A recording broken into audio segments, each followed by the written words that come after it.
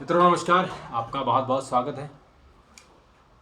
मित्रों आज नीतीश कुमार जेडीयू के दोबारा से अध्यक्ष बन गए हैं। हालांकि वो संस्थापक हैं तो वो उनका अध्यक्ष बनने का अधिकार है, लेकिन वो एक्सपेरिमेंट करते हैं, लेकिन उस एक्सपेरिमेंट में वो फेल हो जाते हैं। क्योंकि लोकसभा के चुनाव हैं 2024 में और उनकी प्रतिष्ठा दांव पर है। क्योंकि अभी जो जेडीयू की जो लोकसभा की सीटें हैं उनको बढ़ाना, क्योंकि वो कम होने की संभावना है। अगर भाजपा और जेडीयू ने जब मिलकर चुनाव लड़ा था तो तब जाके जेडीयू को करीबन 7-8 सीटें मिली थी और विधानसभा में भी जेडीयू को बीजेपी से कम सीटें मिली थी। उसके बावजूद बीजेपी ने नीतीश कुमार को सीएम बना दिया था। अब ये बात अलग है कि उन्होंने पलटी खाई और वो आरजेडी के पास चले गए, फिर उन्होंने आरजेडी के साथ फिर सीएम बने, फिर बीजेपी में आए, फिर सीएम बने, फिर वापस आरजेडी में गए, फिर सीएम बने। तो ये उनका जो आना जाना पलटी खाने, उनको पलटू मार भी कहते हैं। तो अब नीतीश कुमार जी अध्यक्ष बन गए हैं और उन्होंने अपने ही अध्यक्ष, अपने द्वारा चुने गए बनाए गए अध्यक्ष राजीव रंजन सिंह यानी ललन सिंह को हटा दिया, यानी उन्होंने इस्तीफा ले लिया।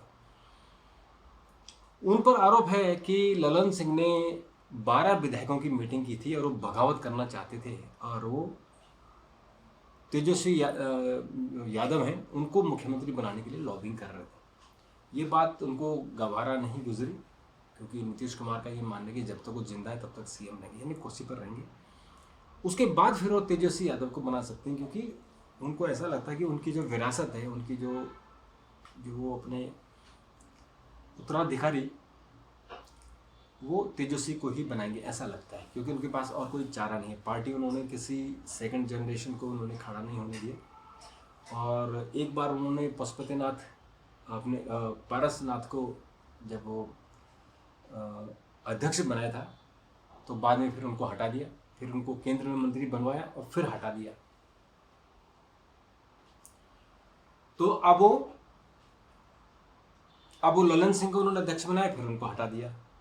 इससे पहले उन्होंने जीतन मांझी को मुख्यमंत्री बनाया था, फिर उनको हटा दिया। जब वो नहीं हटे तो फिर आपने देखा जो कुछ भी किस्सा हुआ।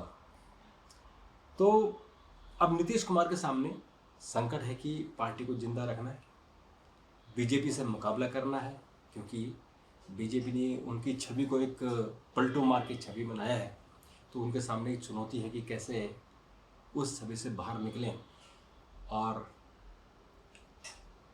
सरवाइव कर सकें। तो 2024 में जैसा कि बीजेपी ने टारगेट रखा है कि बिहार की 30 सीटें उनको चाहिए, 40 में से 30 सीटें बीजेपी को चाहिए, ये उन्होंने टारगेट रखा है। तो इससे उनको घबराहट है कि कैसे होगा अगर 30 सीटें अगर उनको आ गई, क्योंकि वो तो इंडिया गठबंधन के संयोजक बनने चले थे और कांग्रेस ने उनको संयोजक बनाया नहीं। तो अब वो बेचारे वापस अपनी पार्टी के अध्यक्ष बन गए। अब नीतीश कुमार को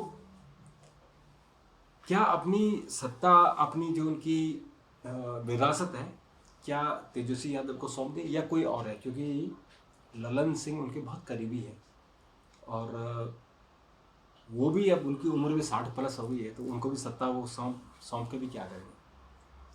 और इसके अलावा जो यंग जनरेशन में उन्होंने किसी को खड़ा नहीं किया, जैसे अभी मायावती ने अपने भतीजे को ही सही पर अपनी सत्ता उन्होंने अब उत्तराधिकारी घोषित कर दिया।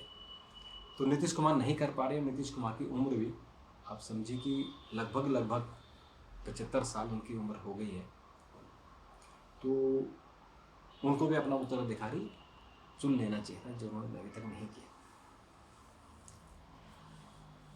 इसके अलावा मित्रों, जो 2024 का चुनाव होगा, वो जो जातीय जनगणना कर रहे हैं उसके जो काट निकाली है मोदी ने कि हमारे जो जाति है वो नारी, युवा, बेरोजगार और किसान है। उन्होंने 4 लोगों में पूरी जातियों को एकजुट कर दिया है, क्योंकि हर जाति में किसान होता है, युवा होता है, महिला होती है, गरीब होता है।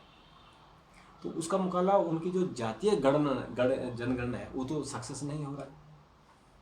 इसी जातीय जनगणना को लेकर राहुल गांधी ने 5 राज्यों का चुनाव लड़ा था, जिसमें से सिर्फ तेलंगाना में उसकी सरकार बनी, छत्तीसगढ़ और राजस्थान में उनके हाथ से सरकार चली गई।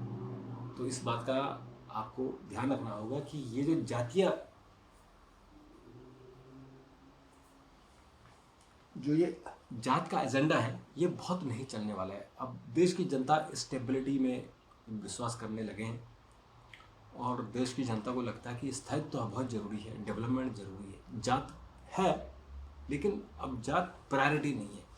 कुछ जगह जैसे हम बिहार में और उत्तर प्रदेश में देख लें तो यादव जो है वो बिहार का यादव लालू प्रसाद यादव को और उत्तर प्रदेश का यादव अखिलेश यादव को वोट डालता है। तो इसलिए यहाँ हम अगर उसको ऐसा माने कि वहाँ थोड़ा जातीय समीकरण चलेगा, लेकिन नीतीश कुमार के पास तो केवल अपना जो कुर्मी वोट है थोड़ा सा वो 3-4% है।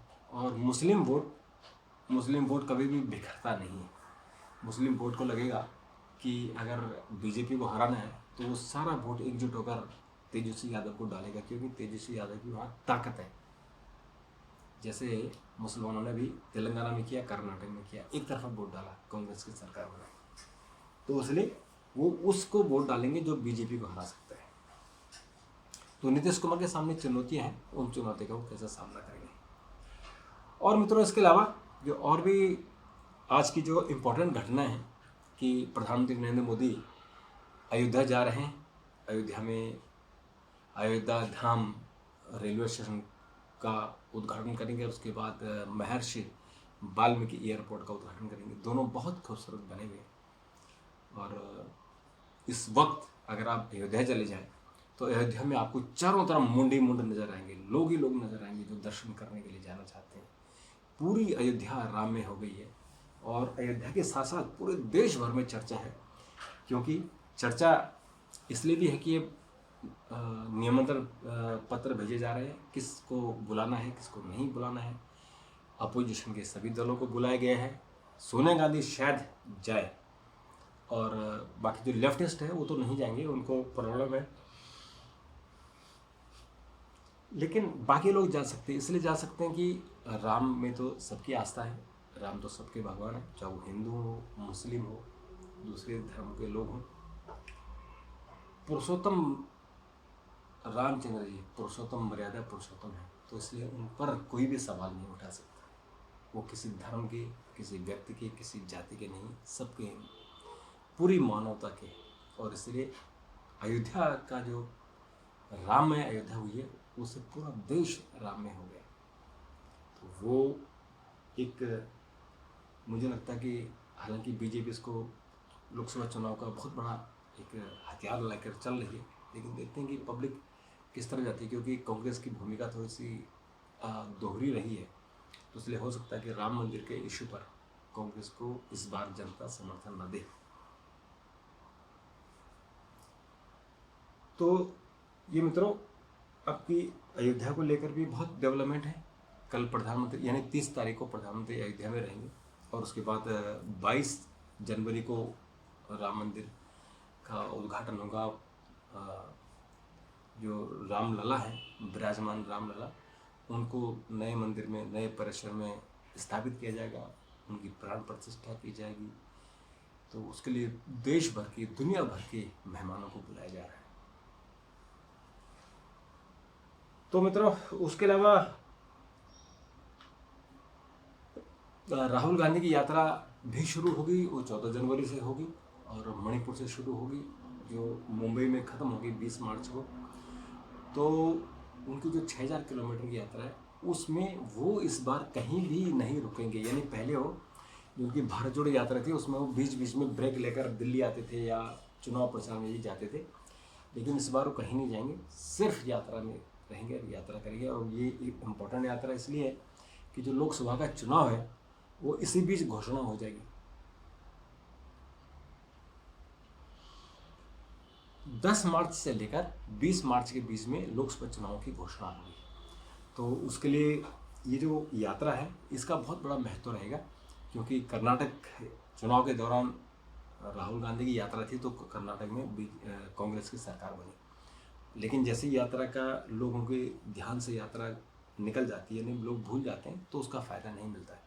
तो अच्छा कि इस वक्त लोगों के दिलो दिमाग पर उस वक्त जब चुनाव की घोषणा हो रही होगी तो राहुल गांधी का चेहरा लोगों के दिमाग में आएगा, और लेकिन बीजेपी भी अपना राम मंदिर को जरूर बनाएगी। तो मित्रों, आज के लिए इतना ही।